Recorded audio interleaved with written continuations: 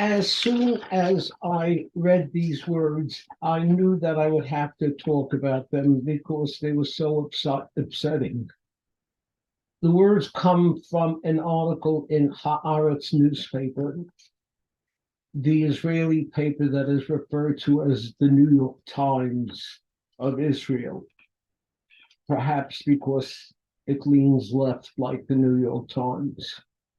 But here are the words: no dialogue, no compromises, and no agreements can exist with such people.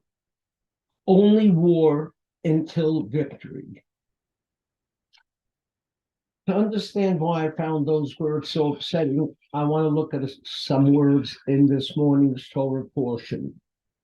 Indeed, I want to look at the first letter, Va'ela, and these.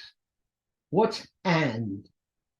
So our sages tell us that just as the laws in the previous Sedra, the laws referred to as the 10 Commandments, are binding on all Jews, so are all of these laws, interpersonal laws that are found in this Torah portion, are equally binding upon every Jew.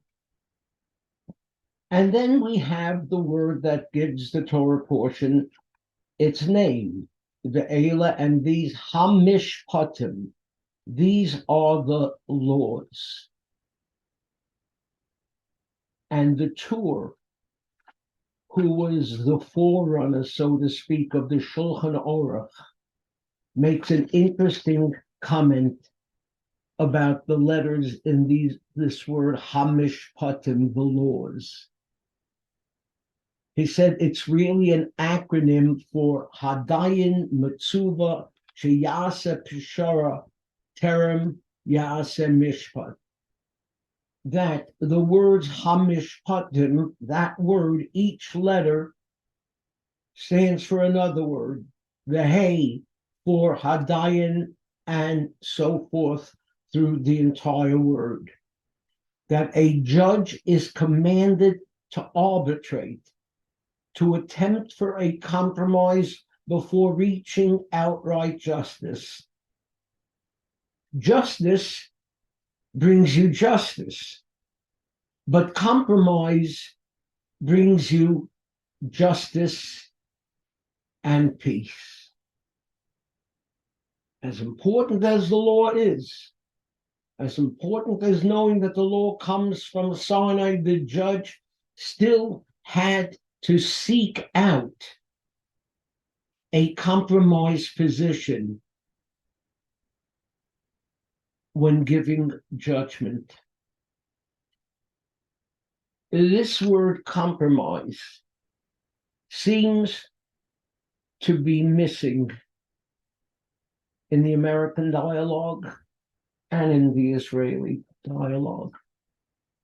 In the American dialogue, I grew up in the United States that was made great by a spirit of bipartisanship between Republicans and Democrats who worked with each other and who compromised with each other for the good of the country. I grew up in a United States that had Rockefeller Republicans and Jackson Democrats, a country where there was no rigidity and rejection of every opinion but your own. That's all gone now. Listen to our political leaders and listen to their supporters. They're not talking bipartisanship. They're not talking negotiate. They're not talking compromise, because compromise to them is a sign of weakness. And of course, one might argue, aren't we supposed to be a people of principle? Aren't we supposed to have the courage of our convictions? The answer is yes, but only up to a point. In the Talmud, we have one rabbi who says it is forbidden to arbitrate to compromise in a settlement. And he who arbitrates, who compromises, commits a sin. But then along comes Reb Yehuda ben Karcha, who says, mitzvah lebotseya. Settlement by arbitration, by compromise, is a meritorious act. I hope the people of Israel realize this.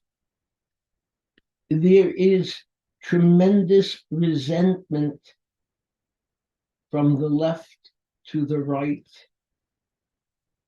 and back and forth. Each one thinks that they have the truth on their side,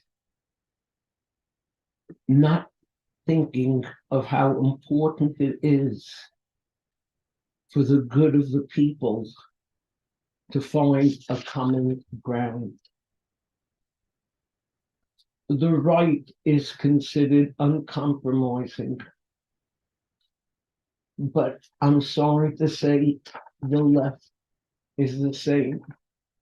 The words I quoted to you before, no dialogue, no compromises, no agreements can exist with such people, only war until victory, is written in an article in Haaretz by Uri Mizgav, who is a highly respected columnist. And he's calling for war. God forbid it should come to that. Shabbat Shalom.